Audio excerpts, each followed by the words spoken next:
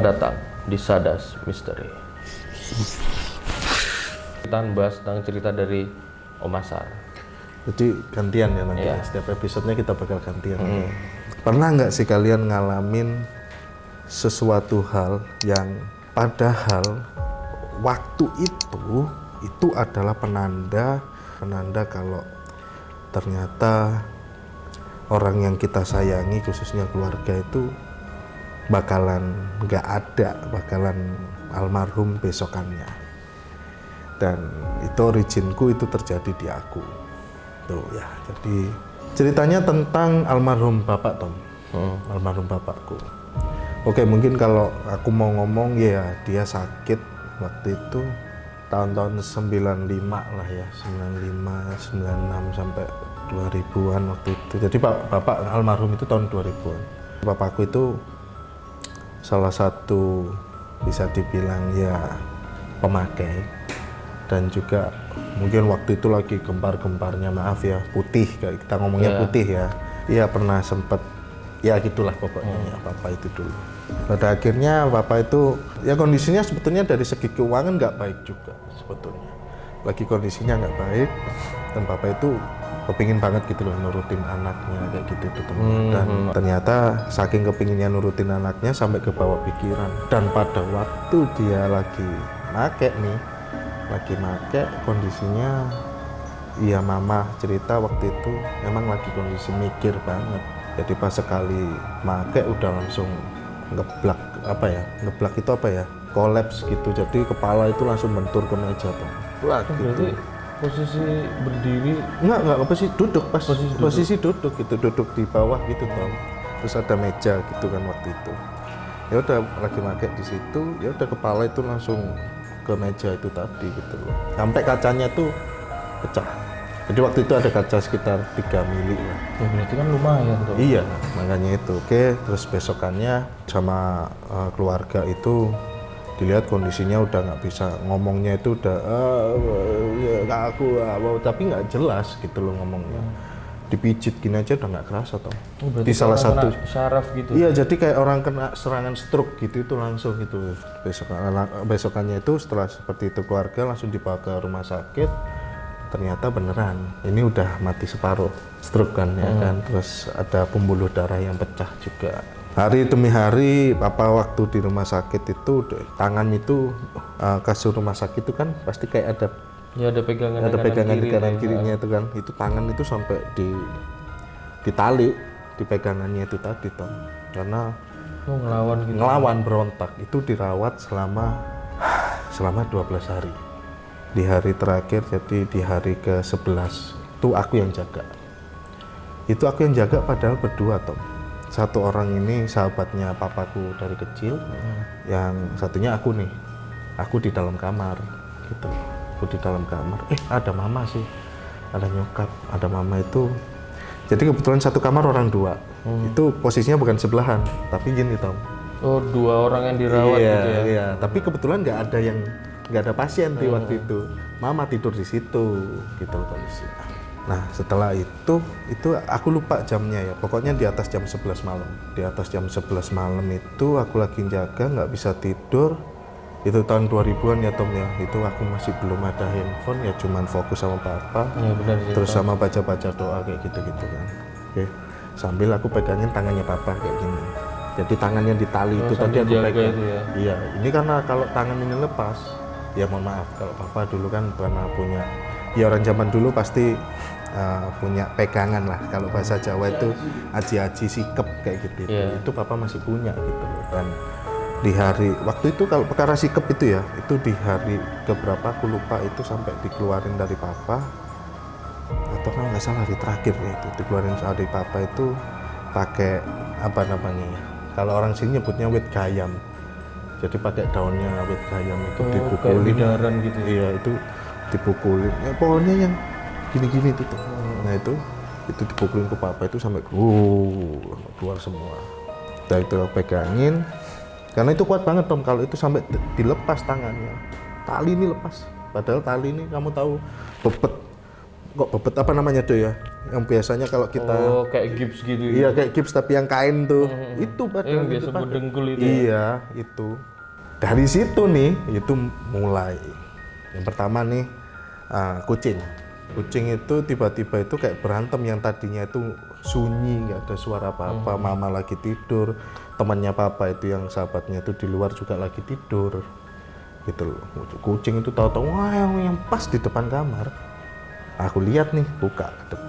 Nggak ada. Ya kucing cuman yang ke satu arah cuman satu arah lah. Satu arah cuman nggak ada apa-apa. Ya berarti kan Tapi kucing itu ngadepnya ke sana dan kayak seolah-olah si kucing itu melihat sesuatu yang kita nggak bisa lihat. Iya. Gitu. Di hatiku juga gitu. Emang kamu lagi ngeliat siapa sih, Cing? Gitu loh. Itu yang aku lihat gitu loh. Udah nih, itu pikiranku biasa aja gitu loh. Udah aku tutup, aku jaga lagi papa, aku pegangin lagi. Zaman dulu pintu itu ya cuman kayak pintu ini toh. Kayak pintu ini pegangannya. Cuman kan modelnya kayak daun kan zaman dulu kan gitu loh. Kalau itu pintu itu gimana yang jelasin? Tahu-tahu gitu. Oh. Jadi kayak orang yang berusaha buka tapi kayak bukanya berkali-kali. Iya kayak orang mau dobrak gitu kan. Iya. Assalamualaikum Pak. Jadi kayak orang mau dobrak gitu dong. Kayak pintu kekunci orang pengen berusaha buka gitu. Gitu. Aku udah mulai nggak karu-karuan. Anehnya, mamaku ini nggak kedengeran. Dan temennya papa yang di luar juga nggak kedengeran. Berarti sampean tok. Aku aja yang ngedengar. Allah, ya Allah, ini gitu. Ini ada nih, gitu loh. Aku nggak kelihatan. Setelah itu kan aku pegang papa posisinya ini papa ya. Ini posisinya aku gini. Di sini tuh ada jendela. Kalau jendela zaman dulu bukanya kan ini ya. Gini tuh ya. Iya, Iya. gini ya. Iya. Tapi itu waktu itu bukanya nggak gitu Tom. Bukanya tuh ke dalam. Cuman naik berarti- gini. oh, Gini. masuk gini ke Iya, dalam jadi berarti. ini jendela ya. Nah, gini nih. Ini masuknya ke dalam ruangan. Kereta ekonomi zaman dulu. Bener, kayak kereta api zaman dulu kayak gitu itu Tom. Itu kelihatan jelas ada yang ngintip Jendela kecil dari jendela. Itu kelihatan hitam. Hitam ya Tom ya, bukan putih atau enggak. Itu hitam. Nyel hitam ya. Nyel hitam itu Tom. Itu kelihatan jadi akhirnya set. Udah langsung tingkluk, udah langsung nunduk nih kepala nih, udah tetap megangin papa gitu loh. Aku kerasa dia lama banget ngeliatin gitu loh. Kenapa aku tadi bilang anehnya kenapa temennya papa sama mama ini nggak kedengeran, itu setelah itu aku ngerasa udah hilang, aku lepas, aku bangunin mama. Suara kucing kayak pintu itu tadi itu nggak kedengeran. Mama itu mungkin kalau mama itu kan orangnya setia banget nih sama papa, jadi nggak tahu mungkin saking capeknya sampai ketiduran nggak kerasa. Terlalu lelap gitu. Terlalu lelap juga gitu loh. Kejadian itu di hari ke-11. Di hari ke-11 Di hari ke-12-nya papa almarhum. Jadi aku nginep situ sampai ketiduran. Yang pasti aku bangun sekitar jam 9. Itu aku bangun, udah kayak biasa. Papa itu masih kayak gitu, itu nggak bisa ngomong kan gitu loh. Cuman matanya itu tajam banget. Dan anehnya waktu itu ada salah satu kakak sepupuku yang paling disayang. Setiap keluarga, Ya, papamu pasti lah. punya ya, punya paling keluarga deket. sepupu yang disayang siapa kayak gitu, itu kan pasti ada. Itu datang. Sampai sekarang itu aku ngerasa nyesel banget. Kenapa? Pas kondisi papa nggak ada itu, aku lagi makan soto. Jadi di rumah sakit Dr. Sutomo itu seberangnya itu ada orang jual soto waktu itu. Udah, Hang, kalau aku dipanggil Ahang kan, Hang, udah kamu makan dulu. Udah aku makan sama saudara sepupuku gitu loh, makan. Udah, terus aku habis makan, balik, itu aku udah kedengaran suara nih, gitu. Udah suara nangis, suara kayak gitu.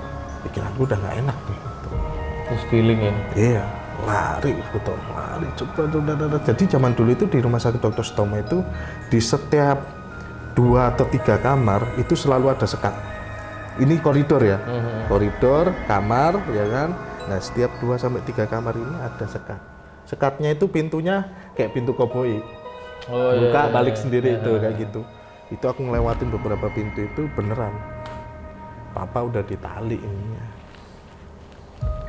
Udah nggak kuat udah di situ. Ya, jadi pada akhirnya aku mikir, oh ternyata ini nih tanda-tandanya gitu loh. Aku ceritain ke omku, iya ikut tanda-tandanya. Omku Pak D itu ngomong seperti itu. Besokannya akhirnya sholat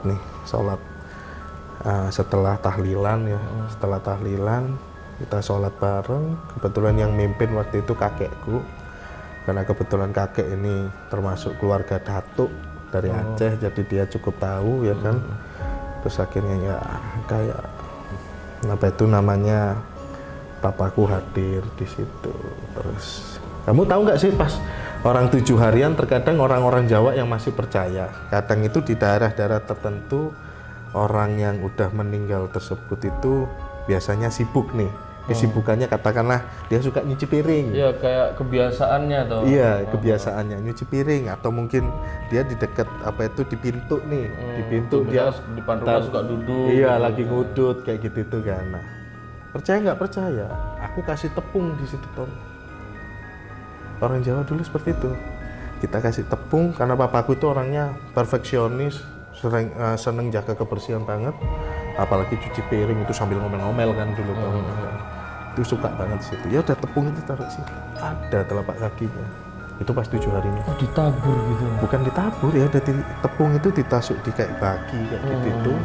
Taruh di situ posisinya. Ya udah, malam itu kayak suara blodakan, kayak suara-suara apa di tempat cuci piring itu terus. Dan besok paginya itu telapak kaki ada. Kayak keinjek berarti baginya gitu. Ya itu sih cerita kalau itu original yang aku alamin sih tentang papa. Itu seperti itu guys. Jadi mungkin kalian pernah ngalamin juga. Ya, juga pengalaman yang sama kan. Ya, jadi punya firasat-firasat dan juga tanda-tanda atau apa tadi Tom?